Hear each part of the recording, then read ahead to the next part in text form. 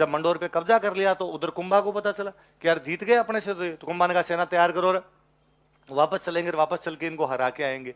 लेकिन जोधा ने हंसाबाई के पास मैसेज करवाया कि बुआ जी पहली बात तो मेरी कोई गलती नहीं थी, जो भी गलतियां थी पिताजी की थी, फिर भी यदि आप मेरी गलती मानते हो तो 15 साल भुगत ली, 15 साल हो गए हमें इधर उधर भटकते हुए, अब हमने अपने बाहुबल से जीता है दोबारा, और अब यदि आपके मेवाड़ वाले आए तो हम बराबर की लड़ाई करेंगे।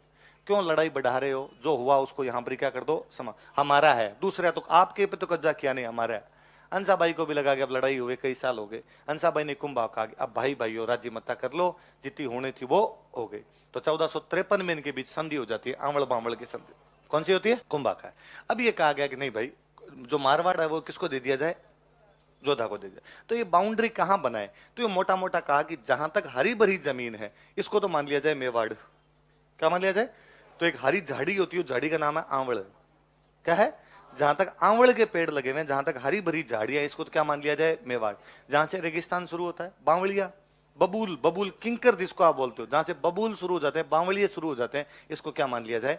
मारवाड़। तो आंवले आंवले वाली जमीन तो किसकी रहेगी? मेवाड़। जहां से बावलिए शुरू होते हैं वो कौन सी होगी? ये एग्जैक्टली जो बीच की लोकेशन थी पाली में जगह सोजत।